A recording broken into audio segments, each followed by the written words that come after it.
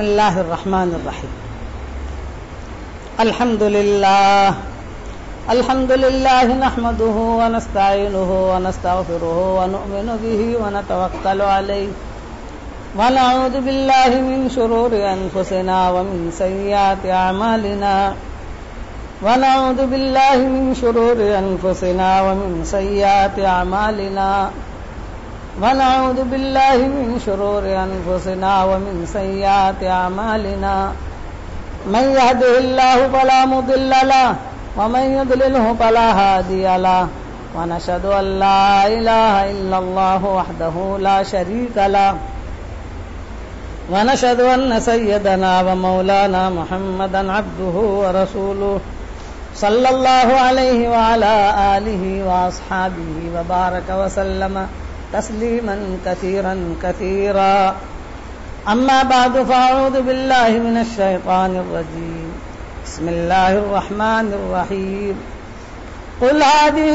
سبیلی ادعو الى اللہ قل هذه سبیلی ادعو الى اللہ على بصیرة انا ومن اتبعنی وسبحان اللہ وما انا من المشرکین وما ارسلنا من قبلك الا رجالا نوحي اليهم من اهل القرى افلم يسيروا في الارض فينظروا كيف كان عاقبة الذين من قبلهم ولدار الاخرة خير للذين اتقوا افلا تعقلون حتى اذا استيأس الرسل وظنوا انهم قد كذبوا جاءهم نصرنا فنجي من نشاء ولا يرد باسنا عن القوم المجرمين لقد كان في قصصهم عبرة لأولي الألباب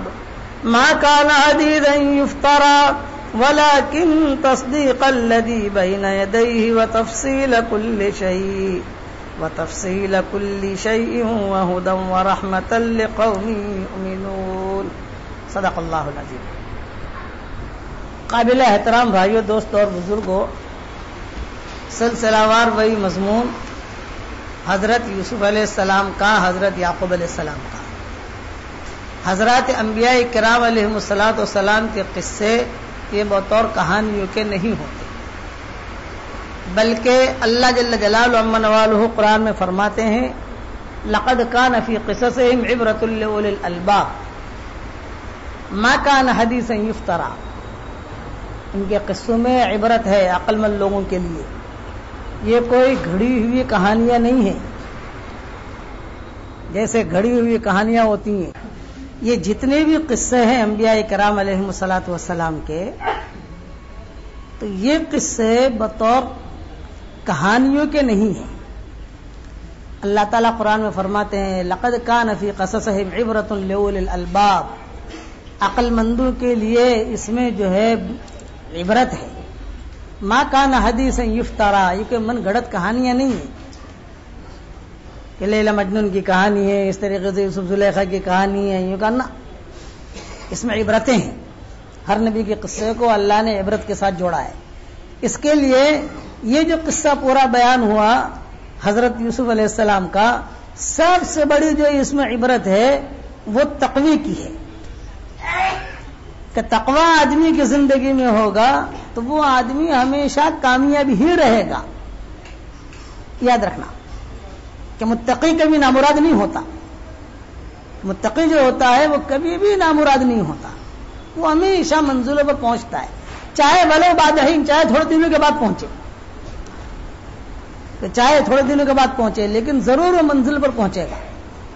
کیوں کہ اللہ کا وعدہ ہے وَمَن يَتَّقِ اللَّهَ يَجْعَل لَّهُ مَخْرَجًا وَيَرْزُقْهُ مِنْ حَيْثُ لَا يَحْتَسِبُ، کہ جو مرد یا عورت تقوی اختیار کریں گے تو اللہ فرماتے ہیں کہ ان کو ہم الجھنوں سے نکالیں گے اور ایسی جگہ سے ان کو روزی پہنچائیں گے کہ ان کا وہم و گمان بھی نہیں ہوگا. روزی کا مطلب خالی کھانا پینا نہیں ہے.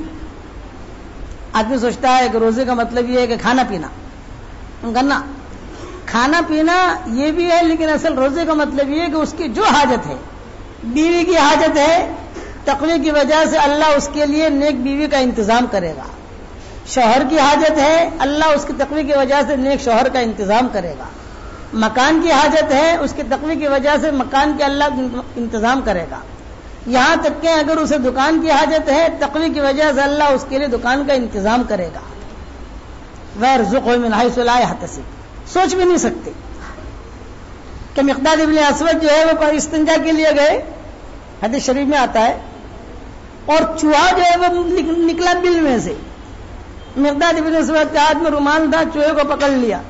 دوسرا چوہا نکلا اور اس نے دیکھا کہ میرا بھائی پکڑا گیا ہے، تو چوہے نے سونے کا سکہ ڈال دیا نیچے سے لا کر بل میں سے کہ لو میرے بھائی کو آپ چھوڑ دیجئے، بطور جرمانے کے دے رہا ہوں، جرمانہ لے لیجئے آپ.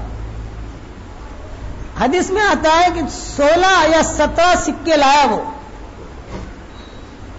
اور مقداد ابن اسود ان سکوں کو لے کر سیدھے حضور صلی اللہ علیہ وسلم کی خدمت میں پہنچے اور حضور کو کہا کہ حضرت یہ سکے مجھے ملے اور چوہے کے راستے سے ملے. آپ نے فرمایا تیرے تقوی کی وجہ سے اللہ نے تیرے لیے روزے کا انتظام کیا، اور روزے پہنچانے کے لیے اللہ نے چوہے کو استعمال کیا. حالانکہ چوہا جو ہے وہ تو روزے لے کے بھاگتا ہے، وہ لاتا نہیں ہے، دیتا نہیں ہے، وہ تو لے کے بھاگتا ہے. لیکن اسی چوہے کو اللہ استعمال کر رہے ہیں روزے پہنچانے کے لیے. تقوی الجھنوں میں ہوگا، آدمی اس تقوی کی وجہ سے اس کو الجھنوں سے نکالے گا. یاد رکھنا، مردوں کا تقوی، عورتوں کا تقوی.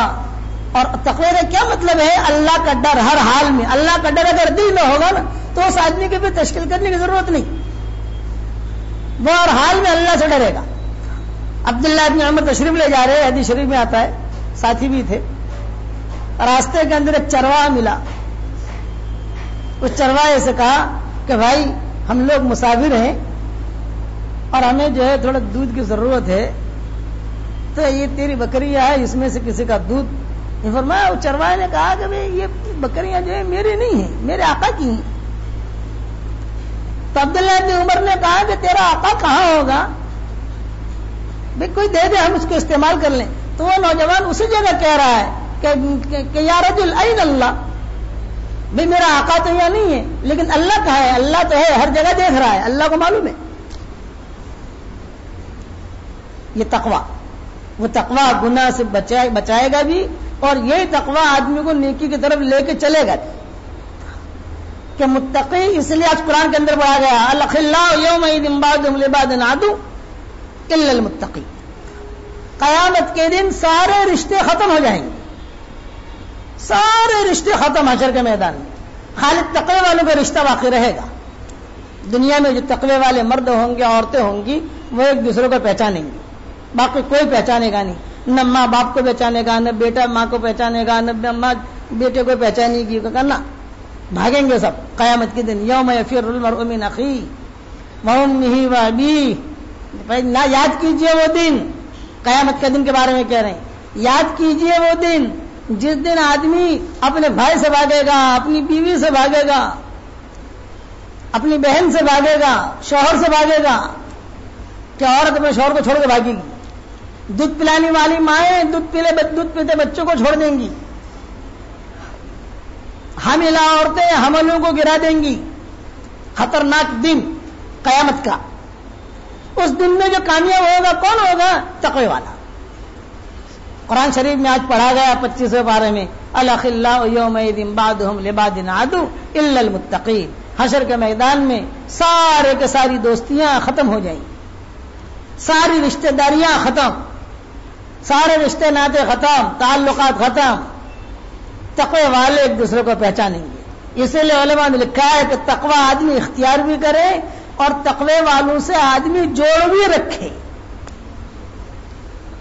متقیوں سے آدمی جوڑ رکھے تاکہ حشر کے میدان میں پہچان سکیں. کتابوں میں لکھا ہے کہ حشر کے میدان میں ابھی تو اللہ کا شکر ہے کہ ابھی تو رمضان کا مہینہ چل رہا، مبارک راتیں چل رہی ہیں، نیکیوں کا سیزن ہے، وہ کر لے. آج نیکی کا آدمی کو پتہ نہیں چلتا، ورنہ حشر کے میدان میں ایک ایک نیکی کے لیے آدمی پریشان رہے گا. اور وہ دن آنے والا ہے. ہر نبی نے اپنی امت کو قیامت کے دن سے ڈرایا ہے. ہر نبی نے کہ تقوی اختیار کرو، قیامت کے دن یہی تقوی والے ہی کامیاب ہوں گے. تقوی والوں کو اللہ حشر کا میدان میں نور دے گا, نور. بعض تقوی والے ایسے ہوں گے ان کی انگلیوں سے نور نکلے گا اور اپنے نور میں چلیں گے. بعض تقوی والے ایسے ہوں گے ان کی آنکھوں میں سے نور نکلے گا, وہ اپنے نور میں چلیں گے. بعض تقوی والے ایسے ہوں گے ان کے پیشانی میں سے نور نکلے گا اور وہ چلیں گے. بعض تقوی والے ایسے ہوں گے کہ ان کے جو ہے ہاتھوں میں سے نور نکلے گا, وہ چلیں گے, کہ اللہ ان کو نور دے گا. یوم تری المؤمنین والمؤمنات یسعی نورہم بایدیہم وبایمانہم, کہ آگے آگے نور چلے گا اور یہ چلیں گے.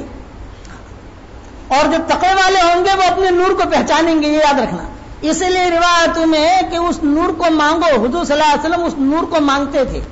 جب فجر کی نماز کے لیے حضور نکلتے تھے نا, تو حضور صلی اللہ علیہ وسلم 25 نور کی دعا مانگتے تھے. 25 حدیث شریف میں آتا ہے 25 نور کی دعا مانگتے تھے. اس میں سے نور بھی مانگتے تھے, اے اللہ حشر کے میدان میں میرے چہرے کو نورانی بنانا. حالانکہ نبی ہے, نبی کا چہرہ تو نورانی ہے ہی ہے. اللہم اجعل امامی نورا ومن خلفی نورا وعن یمینی نورا وعن شمالی نورا ومن فوقی نورا ومن تحتی نورا واجعل فی دمی نورا وفی لحمی نورا وفی بشری نورا وفی عصابی نورا وفی عظامی نورا. اے اللہ میرے بالوں کو نورانی بنا دے, میری ہڈیوں کو نورانی بنا دے, میرے چہرے کو نورانی بنا دے, میرے آگے نور کر دے, میرے پیچھے نور کر دے, میرے دائیں نور کر دے, میرے بائیں. یہ تقوی کا نور, یہ اللہ کے نبی مانگ رہا ہے. میرے خون کو نورانی بنا دے, یہ حضور کی دعاؤں میں. روزانہ مائیں کہتی ہیں روزانہ حضور دعا مانگتے تھے کہ اللہ میرے خون کو نورانی بنا دے, میری آنکھوں کو نورانی بنا دے, میری کھال کو نورانی بنا دے, میرے اندر کی ہڈیوں کو نورانی بنا دے. تو یہ تقوی والا نور, یہ اللہ سے مانگو. حضور صلی اللہ علیہ وسلم میں مختصر اس لیے کہ ہماری راتیں رہیں گی یہ مختصر پیر کے دن جو 27 شب ہے انشاءاللہ. اب راتیں کتنے رہ گئی؟ 4-5. تو میں اہم اور مضمون عرض کر رہا ہوں کہ یوسف علیہ السلام کے قصے میں سب سے بڑی چیز جو ہے وہ تقوی کی ہے, وہ عبرت ہے کہ تقوی والا کہ کامیاب. دنیا میں اللہ سے تقوی مانگو, تقوی والوں سے دوستیاں رکھو کہ حشر کے میدان میں یہ دوستیاں کم آئیں گی. مرد ماں کے پاس آدمی نیکی لینے جائے گا, ماں کے پاس, تو ماں بھی انکار کر دے گی. یاد رکھنا آج نیکی کرنا آسان ہے, آج نیکی کرنا آسان ہے. سبحان اللہ پڑھنا آج آسان ہے, الحمدللہ پڑھنا آسان ہے, نماز پڑھنا آسان ہے, قرآن پڑھنا آسان ہے. ایک وقت آئے گا کہ آدمی سبحان اللہ پڑھنے کی تمنا کرے گا, وہ نہیں پڑھ سکے گا. جو قبر میں چلے گئے وہ تمنا کر رہے ہیں کہ اللہ کا ایک مرتبہ سبحان اللہ پڑھنے کی توفیق دے گا. نا, وقت ختم ہو گیا, موت کا وقت, کہ جہاں وہ آیا تو ان کا عمل کے دروازے بند. آج وقت ہے. پھر رمضان کی نیکیاں بھاری وزنی, اور یہ حشر کے میدان میں وزنی بن کر آئیں گے نیکیاں. میں ایک بات بتاتا ہوں, آپ یہاں سے امریکہ جاتے ہو, انگلینڈ جاتے ہو, تو ہندوستان کے پیسے وہاں کام نہیں دیتے. امریکہ جاؤ گے ڈالر کی ضرورت پڑے گی, انگلینڈ جاؤ گے تو آپ کو پاؤنڈ اور یورو کی ضرورت پڑے گی, سعودیہ جاؤ گے تو ریال کی ضرورت پڑے گی, ابو ظبی دبئی جاؤ گے تو آپ کو درہم کی ضرورت پڑے گی, آپ کویت جاؤ گے تو دینار کی ضرورت پڑے گی. الگ الگ جگہوں پر الگ الگ کرنسیاں ہوتی ہیں. تو جہاں دنیا کی زندگی ختم ہوئی, اب دنیا کی کوئی چیز کام نہیں آئے گی, وہاں نیکیوں کی ضرورت پڑے گی. اور یہ نیکیوں کا سیزن ہے. اللہ کہتے ہیں نیکیاں کر لے, اور یہ نیکیاں اللہ جمع کرتے ہیں.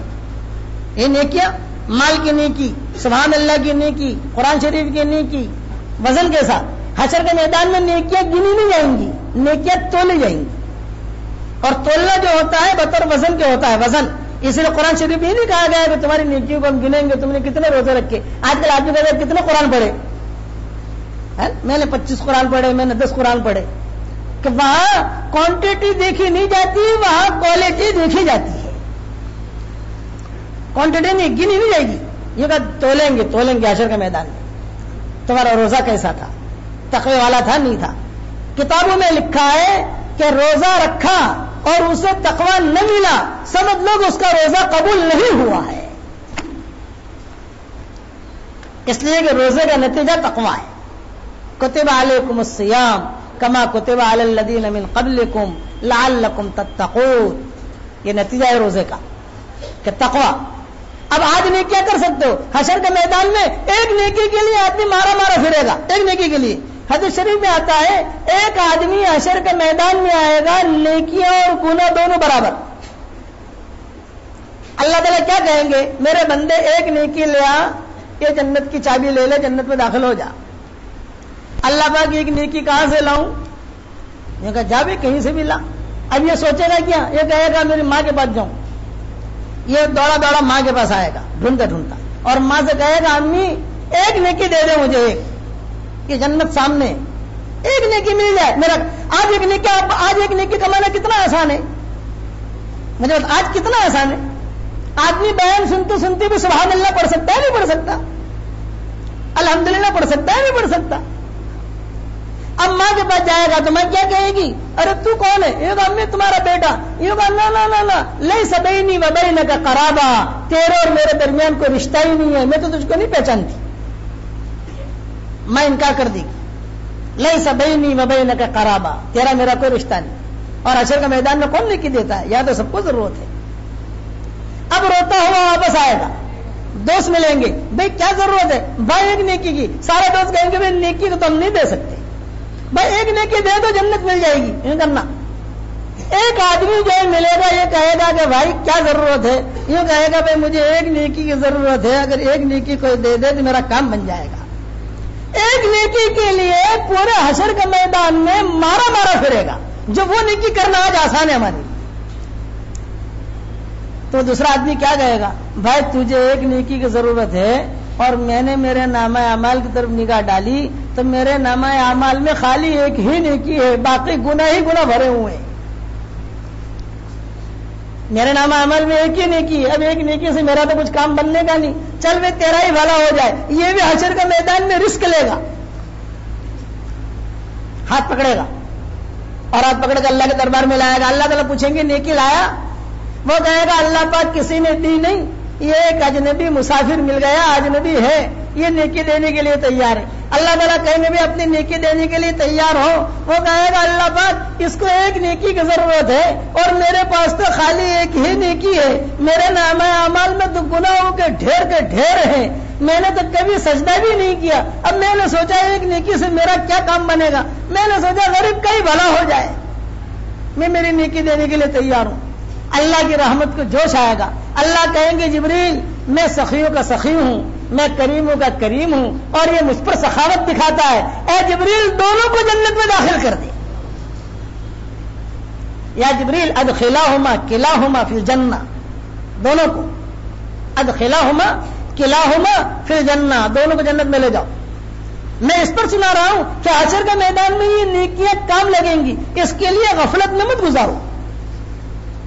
थोड़ा वक्त रह गया, एक अशरा रह गया कि नेकियां, नमाजों का एहतमाम, कुरान शरीफ की तिलावत का एहतमाम, अल्लाह को मनाने का एहतमाम, वो करीम है, वो खुद ऐलान करता है आबदी, वो खुद ऐलान करता है आबदी इन अतैतनी लैलन कबिलतुक, इन अतैतनी नहारन कबिलतुक, तुबारिजुनी बिल माआसी फिन नहार व अना अक्लउका अला फिराशिका फिल लैल।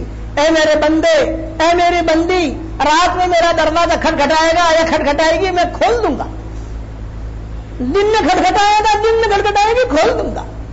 ए मेरे बंदे, ए मेरी बंदी, याद रखना रात को तेरे माँ बाप भी दरवाजा बंद कर देते हैं, मैं मेरा दरवाजा बंद नहीं करता। रात को माँ बाप दरवाजा बंद कर देते हैं, अल्लाह कहते हैं तेरी माँ ने, तेरे बाप ने दरवाजा बंद कर दिया, मेरा दरवाजा खुला हुआ है। इन अतैतनी लैलन कबिलतुक, इन अतैतनी नहारन कबिलतुक। मैं कहता हूं कि ओ बम्बई वालों, अपने घरों को मुनव्वर कर दिया, अपने घरों को रोशन कर दिया, अब अपने दिल के अंधेरों को दूर करो।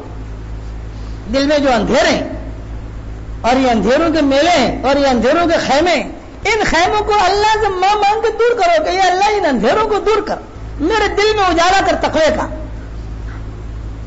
तो वो करीम है, वो खुद ऐलान करता है। और रमजान की रातों में तो जबरदस्त ऐलान होता है, आजा, बतौर बहाने की भी अगर कोई आदमी बतौर बहाने की माफी मांग लेता है, अल्लाह उसको माफ कर देता है।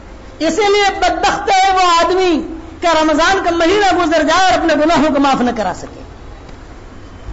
शकी कहा, शकी हदीस शरीफ में आता है حضور صلی اللہ علیہ وسلم منبر پر تشریف اور زور سے کہا آمین آمین آمین. صحابہ دیکھ رہے ہیں کہ حضور آمین آمین کہہ رہے ہیں.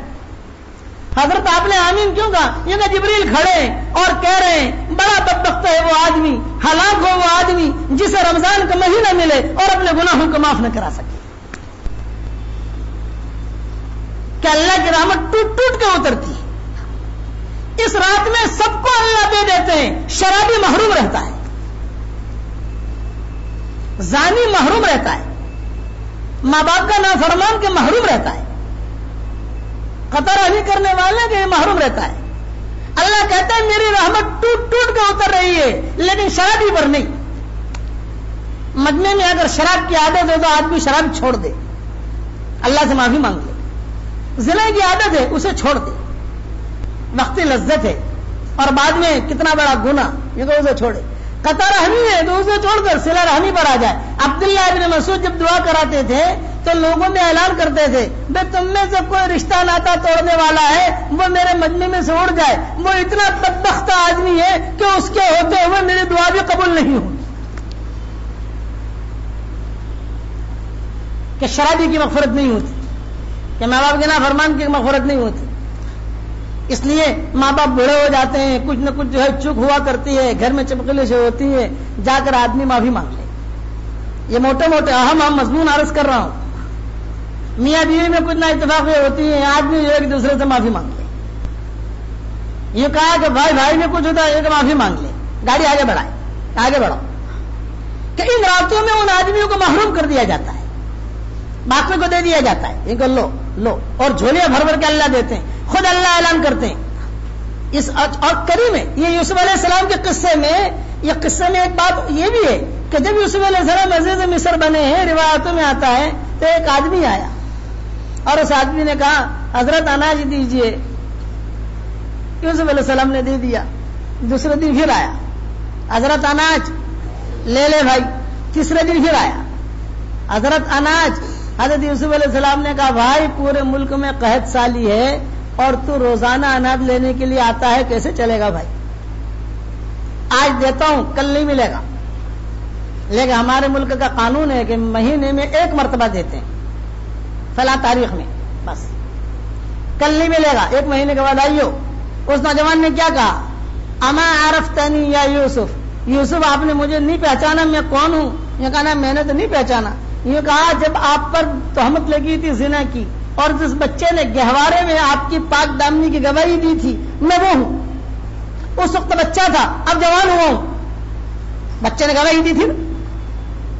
انا من الذی شہد شاہد من اہلھا، جب آپ پر زنا کی تہمت لگی تھی اور جس بچے نے گہوارے میں آپ کی پاک دامنی کی گواہی دی تھی وہ میں ہوں. اس وقت بچہ تھا، اب جوان ہوا ہوں. تو یوسف علیہ السلام نے کہا انت من الذی شہد شاہد من اہلھا، کیا تو نے میری پاک دامنی کی گواہی دی؟ یہ کہا. یوسف علیہ السلام نے جو سارے ملک میں اعلان کر دیا یہ نوجوان کو پہچان لو. یہ جب بھی آئے اس کا اکرام کرنا، اس کو اناج دینا. کیوں؟ اس لیے کہ اس نے میری پاک دامنی کی گواہی دی تھی. اللہ نے وحی بھیجی اے یوسف زندگی میں جس نے ایک مرتبہ تیری پاک دامنی کی گواہی دی تو اس کا اتنا اکرام کرتا ہے، تو جو میرا بندہ اور بندی صبح شام میری پاکی کی گواہی دیں گے میں ان کا کتنا اکرام کروں گا. یہ اس کو اللہ کہتے ہیں کہ ان اتیتنی لیلا قبلتک ان اتیتنی نہارا قبلتک. ارے بیٹے بیٹی سے کوئی چوک ہو جاتی ہے تو ماں باپ جو ہے وہ زندگی پر تالا دیتے ہیں. لڑکا لڑکی سے چوک ہو گئی، ماں باپ زندگی پر تانا دیتے ہیں. اللہ کہتے ہیں کہ میرے بندے میری بندی تجھ سے چوک ہو جاتی ہے، تیرے ماں باپ تجھے تانا دیتے ہیں، میں کبھی تجھے تانا نہیں دیتا.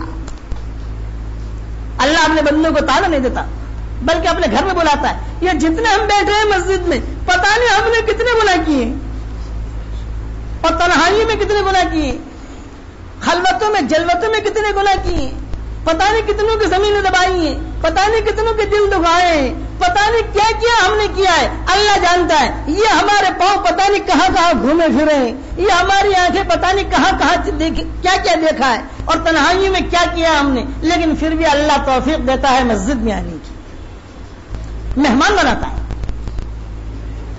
مسجد میں آدمی آ جاتا ہے، مہمان بن جاتا ہے. کس کا؟ ان کا اللہ کا. کوئی بھی میزبان ایسا نہیں ہوگا، یاد رکھنا.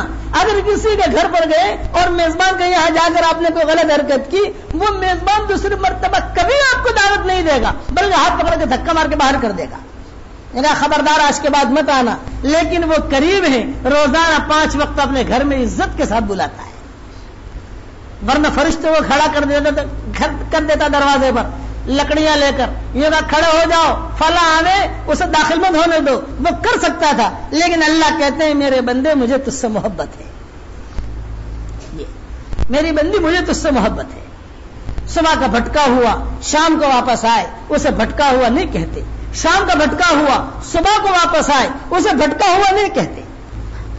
اچھا، دل میں بھی اگر آدمی معافی مانگ لے نا، معافی مانگنے کے لیے زبان سے کہنا ضروری نہیں ہے، یاد رکھنا. گناہوں سے، شرک کے علاوہ سارے گناہوں کو معاف کرنے کا اللہ کا وعدہ ہے.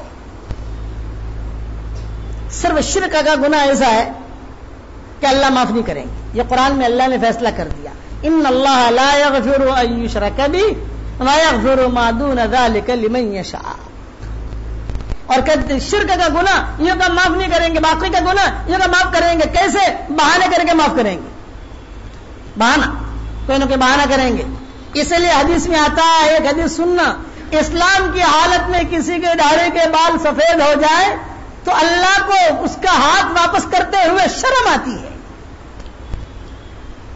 اسلام کی حالت میں داڑھی کے بال سفید ہو گئے، اسلام کی حالت میں تو وہ آدمی ہاتھ اٹھاتا ہے، اللہ کہتے ہیں کہ میں اس کے ہاتھ کو واپس کیسے کروں.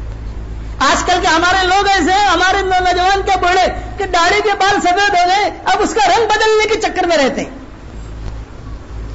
رنگ بدلنے کے چکر میں. میں کہتا ہوں نا، میری داڑھی کے بال سفید رکھو.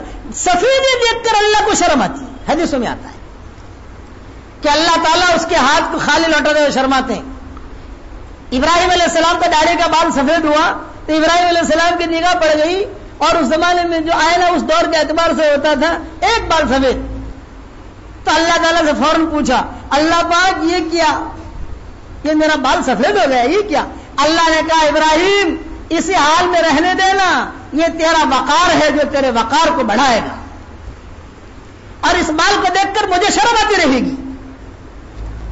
یحییٰ ابن اقسم ایک بہت بڑے محدث گزرے ہیں، کتابوں میں لکھا ہے، ان کا نام تھا یحییٰ ابن اقسم، بہت بڑے محدث.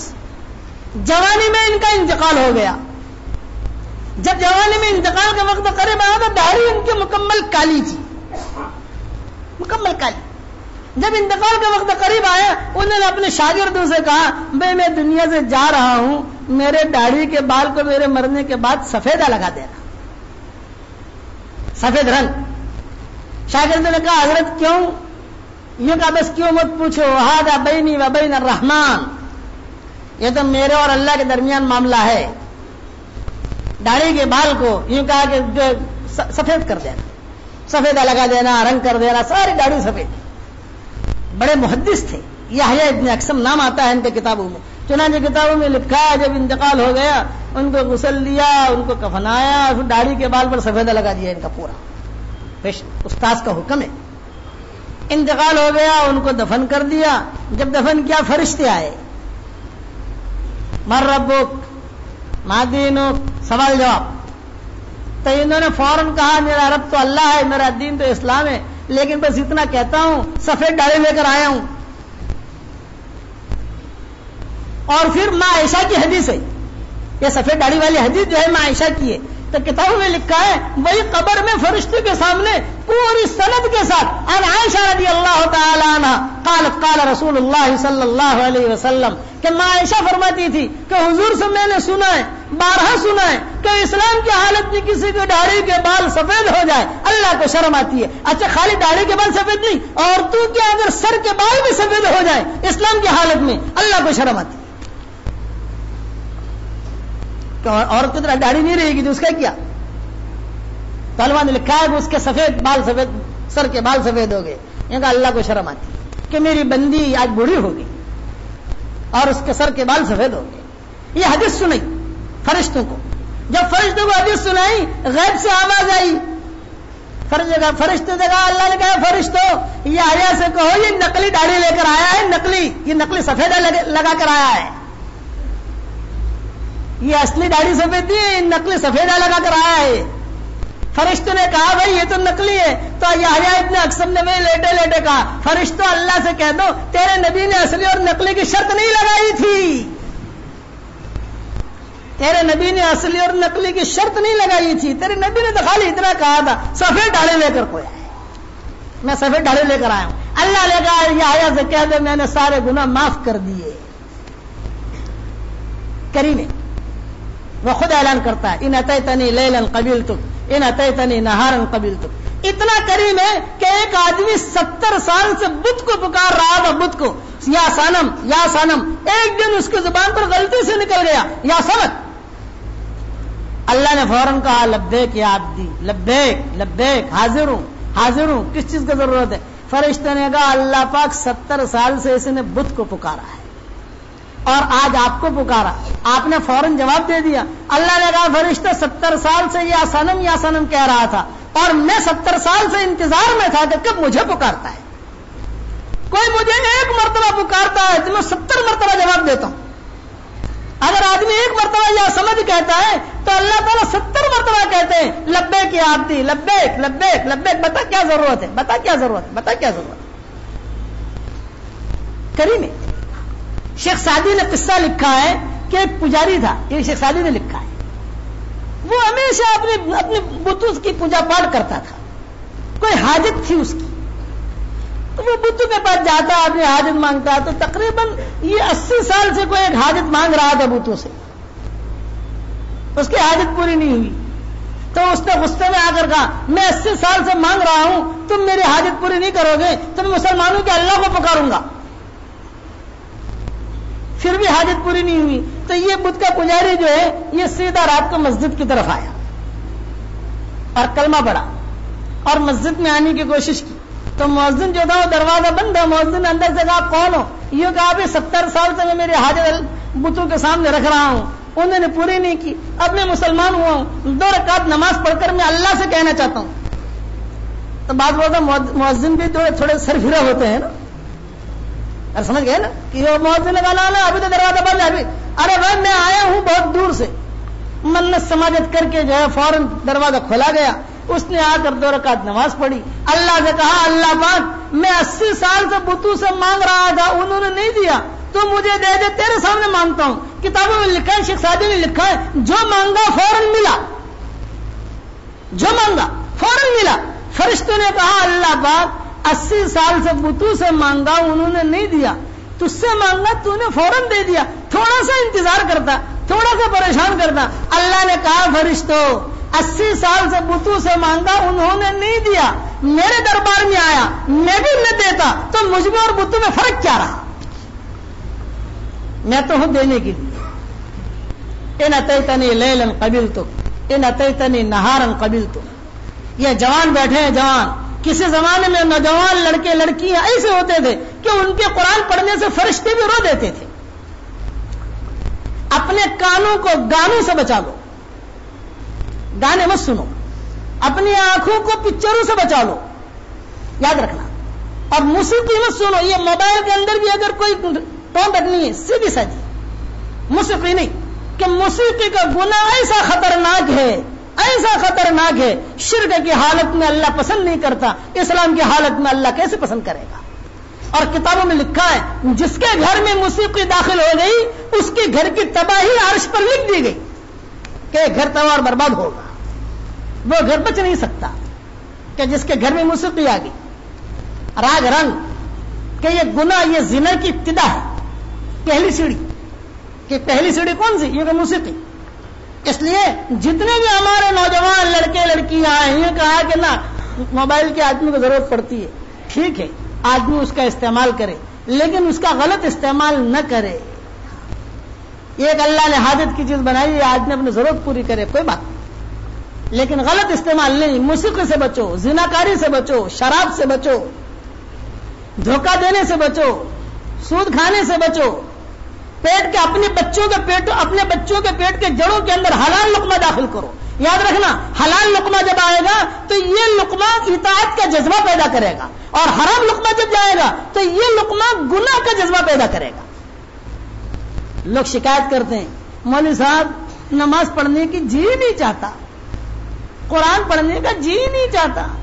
مولوی صاحب پتہ نہیں, سوچتا بہت ہوں کہ قرآن پڑھو, لیکن جی میں کہتا ہوں تیرا لقمہ جو ہے وہ حرام جا رہا ہے پیٹ میں, جس کی وجہ سے اطاعت کی توفیق چھین لی جاتی ہے, مسجد میں آنے کی توفیق چھین لی جاتی ہے, تہجد کی توفیق چھین لی جاتی ہے, قرآن پڑھنے کی توفیق چھین لی جاتی ہے, وہ لقمے کی وجہ سے. اور حلال لقمہ, یہ کہا گیا ایک لقمہ حلال کا پیٹ میں چلا جائے نا, 40 سال تک نماز کے اندر لذت محسوس ہوگی. حلال لقمہ اپنے اولادوں کے لیے حلال روزی تلاش کرو, اور معافی مانگتے رہو, تقوی اختیار کرو. پھر اللہ ایسی جگہ سے روزے کا انتظام کرے گا کہ تمہارا وہم و گمان بھی نہیں ہوگا. پھر اللہ خود معاف کرے گا, اللہ خود اسباب بنائے گا. یاد رکھنا. اسی لیے میں نے کتاب لکھی ہے, مایوس کیوں کھڑا ہے, اللہ بہت بڑا ہے. استغفار, یہ کرو گناہ معاف, یہ کرو گناہ معاف. آسمان کی طرف دیکھ کر خالی کہہ دو, اے اللہ تیرے علاوہ میرا گناہوں کا کوئی معاف کرنے والا نہیں ہے, تو مجھے معاف کر دے. کتابوں میں لکھا ہے, اللہ ہنس کر جواب دیتے ہیں, جا میں نے تجھے معاف کر دیا.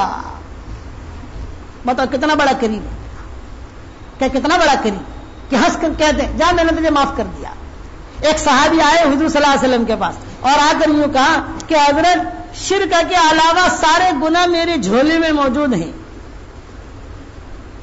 شرک کے علاوہ سارے گناہ ہیں میرے پاس, میں کیا کروں؟ بادنو با, حدیث کے جملے, بادنو با بادنو با بادنو با, ہائے میرے گناہ, ہائے میرے گناہ, بادنو با. تو حضور صلی اللہ علیہ وسلم نے قریب کیا, اور قریب کر کے کہا, قل, پڑھوایا حضور نے, اللہم مغفرتک اوسع من ذنوبی برحمتک ارجع عندی من عملی. وہ صحابی نے پڑھا, پھر کہا ایک مرتبہ اور پڑھ, پھر پڑھا, ایک مرتبہ اور پڑھ, پھر پڑھا. پھر حضور نے کہا کھڑا ہو جا, تیرے سارے گناہوں کو اللہ نے معاف کر دیا. اتنا بڑا کریم ہے. حدیثوں میں آتا ہے ایک آدمی سے چوک ہو گئی, ایک عورت سے چوک ہو گئی, ندامت آ گئی کہ ارے مجھ سے چوک ہوئی, اور خالی زبان سے کیا کہتا ہے, اے اللہ. یہ نہیں کہا معاف کر دے, اتنا کہا اے اللہ, اتنا جملہ اے اللہ. حالانکہ کہنا کیا جا رہا ہے کہ اللہ مجھے معاف کر دے, خالی اتنا جملہ نکلا اے اللہ. اللہ جواب دیتا ہے میں نے معاف کر دیا. معافی مانگنے سے پہلے اللہ معاف کر دیتا ہے. اللہ کہتے ہیں تیرا ماں باپ تجھے اتنا نہیں بخشتے جتنا میں تجھے بخشتا ہوں. اسی لیے صحابہ کہتے تھے کہ حضرت حشر کے میدان میں ہمارا حساب کتاب کون لے گا؟ تو حضور فرماتے تھے کہ اللہ لے گا. تو ایک صحابی بڑے نہیں آئے حضور کی خدمت میں, حشر کے میدان میں میرا حساب کتاب کون لے گا؟ آپ نے فرمایا اللہ لے گا. تو پھر آپ صحابی کھڑے ہو کر ہنستے تھے, بس میرا کام بن گیا, میرا کام بن گیا, میرا. ارے تیرا کام کیا بنا؟ یوں کہ اللہ اگر لے گا تو اللہ کو منانا آسان ہے, ماں باپ کو منانا مشکل ہے. وہ صحابی کیا کرے گا؟ اللہ کو منانا آسان ہے کہ ماں باپ سے زیادہ کریم ہے, ماں باپ سے زیادہ کریم ہے. ماں باپ کے بچوں سے اتنے, ماں باپ تو کبھی کبھی انتقام کا جذبہ رکھتے ہیں, کبھی کچھ سنا بھی دیتے ہیں. اللہ کہتے ہیں میرے بندے, میرے دل, میرے یہاں تیرے ماں باپ سے زیادہ محبت جو ہے تیری ہے, تو میرے پاس آ جا, رجوع کر لے. ان اتیتنی لیلا قبلتک, ان اتیتنی نہارا قبلتک. اے میرے بندے میں نے تجھ پر احسانات کیے ہیں, ان احسانات کا بدلہ تو مجھے گناہوں سمجھ دے, ان احسانات کا بدلہ تو اطاعت سے دے, سجدے سے دے, میرے سامنے رونے سے دے. ایک آنسو تیرا, ندامت کا ایک آنسو. یاد رکھنا حشر کے میدان میں آنسو تولے نہیں جائیں گے, نیکیاں تولے جائیں گی, لیکن انسان کی آنکھوں میں جو آنسو نکلتا ہے وہ تولا نہیں جائے گا. خاص طور سے ندامت کا آنسو تولا نہیں جائے گا. صحابہ نے پوچھا ان آنسو کا کیا ہوگا؟ آپ نے فرمایا وہ ایک آنسو اتنا وزنی ہے کہ جہنم میں جو بڑے بڑے پہاڑ ہیں انگاروں کے, آگ کے, ایک ایک آنسو ان پہاڑوں کو بجھا دے گا. اور تنہائی کے آنسو, ندامت کا آنسو, ندامت کہ آدمی کے دل میں ندامت آ جائے گا. فرزدق جو تھا شاعر تھا, اس کی بیوی دیندار تھی, یہ گڑبڑ تھا.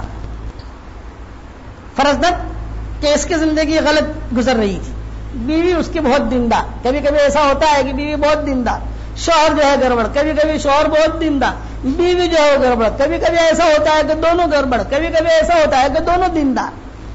یہ اللہ کا نظام ہے۔ تو جب اس کی بیوی کا انتقال ہوا، کتابوں میں لکھا ہے، تو اس کی بیوی دیندار تھی، رابعہ بصریہ کی شاگردن تھی، تو اس کی بیوی کے جنازے میں حسن بصری آئے، بڑے لوگوں میں۔ فرزدق کی بیوی کا انتقال ہوا تو یہ شراب میں تھا، شراب میں مست۔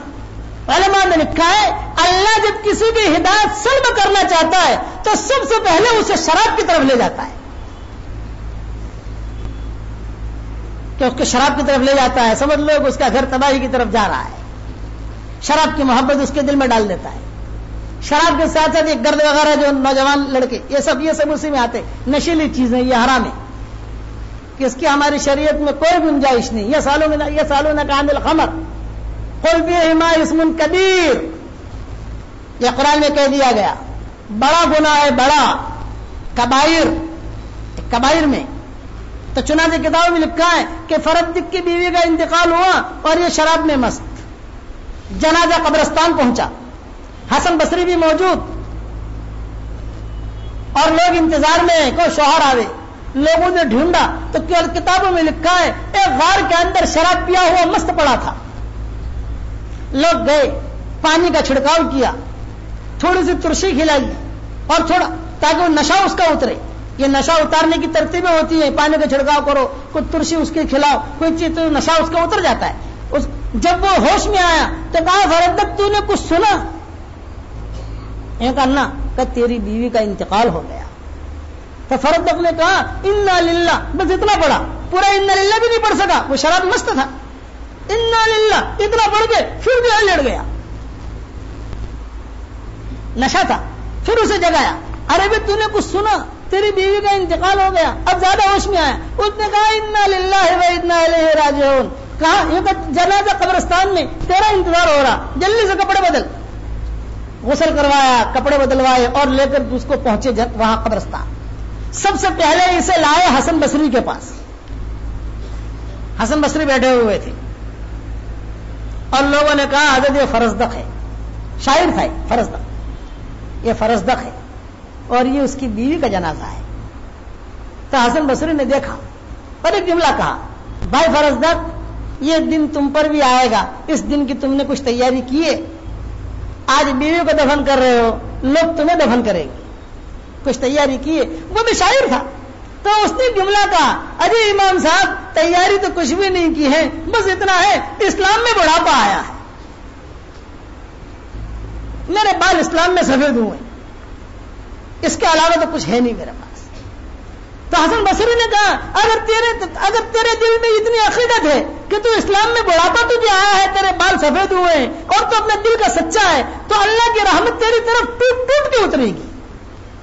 اللہ والے کی زبان سے بات نکلنی تھی۔